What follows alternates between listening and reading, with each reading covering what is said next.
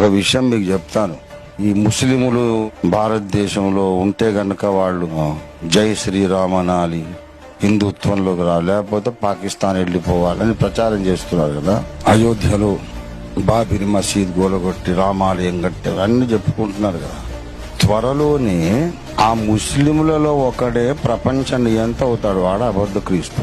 అప్పుడేం చేస్తారు వీళ్ళు మరి? వెరీ సూన్ ఇంకొక 4-5 యుద్ధాలు అయితే అక్కడ ఇజ్రాయెల్ మీద, తర్వాత 10 మంది అరబ్బు రాజులు ప్రపంచ ఏకాధిపత్యం, ప్రపంచ ఏక ప్రభుత్వాన్ని స్థాపిస్తారు. And Arab is going to be the anti Christ. వాడు మొత్తం ప్రపంచాన్ని పరిపాలిస్తాడు. అందులో ఇండియా కూడా ఉంటది. ఏది దేవుడు అనబడునో, ఏది పూజింపబడునో దానంతటిని ఎదిరించు, దానికంతటికి పైగా వాడు తన్ను తాను హెచ్చించుకొనుచు, తానే దేవుణ్ణని కనబరుచుకొనుచు దేవుని ఆలయంలో కూర్చుంటాడు. రాబోతున్న ప్రపంచ రాజు ఒక అరబ్ గనక వీళ్ళ ఆటలు సాగవు. వాడు ఏం చేస్తాడు? ఏది దేవుడు అనబడును, ఏది పూజింపబడునో దాని అంతటిని ఎదిరిస్తాడు. అంటే ప్రతి మతమును వాడు అబాలిష్ చేస్తాడు, క్రిస్టియానిటీని కూడా. క్రైస్తవము, యూదా మతము, అన్ని మతాలను వాడు రద్దు చేసి ఒక కొత్త మతం స్థాపిస్తాడు. నేనే దేవుడను, నన్ను ఆరాధించమంటాడు. అప్పుడుగా వీళ్ళందరూ మనల్ని కొట్టి తిట్టి, ఆ గుడులు గోలగొట్టి, చర్చిలు గోలగొట్టి, మసీదులు గోలగొట్టి అంత చేసిన హంగామా అంతా కూడా వేస్ట్ అయిపోద్ది అనమాట.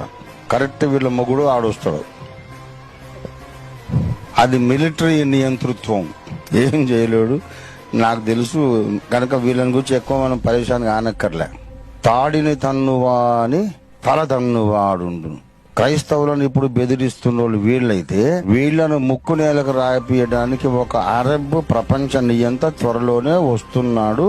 ఎవడైనా మీ ఇంటికి వచ్చి గొడవ చేసి చెప్పాడు, అన్నా వస్తున్నాడులే, వాడు వస్తున్నాడు.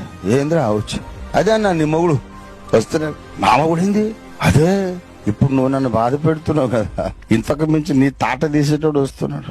అట్లెట్లా వస్తాడు? మాకు శంబల గురువులు ఉన్నారు, వాళ్ళు ఉన్నారు. అరే నీ గురువులు బీరువులు అందరినీ పరుగులు పెట్టిస్తాడు, వాడు వచ్చి తాట తీస్తాడు. దేఖ్తే రహో. ఇంకొక 4-5 యుద్ధాలు మధ్యప్రాచ్యంలో జరిగినాక రష్యా ఇజ్రాయెల్ మీద దండెత్తుతుంది. రష్యా యొక్క మిత్ర దేశాల సైన్యాలు సర్వనాశనం అయిపోతాయి. ఆ తర్వాత ఇటు పాలుబోని పరిస్థితిలో నిర్యుద్ధ ప్రపంచం, యుద్ధమే జరగని ప్రపంచాన్ని మనం ఏర్పాటు చేయాలని, ప్రపంచమంతటా ఒకే ప్రభుత్వం ఉంటే ఇంకా యుద్ధమే జరగదు కదా అని వన్ వరల్డ్ గవర్నమెంట్ ఏర్పాటు చేస్తారు. ఆ గవర్నమెంట్ గురించి దానియేలు ప్రవచించారు BC 500లో. ఆ ప్రపంచాన్ని గూర్చి ప్రకటన గ్రంథంలో చెప్పారు.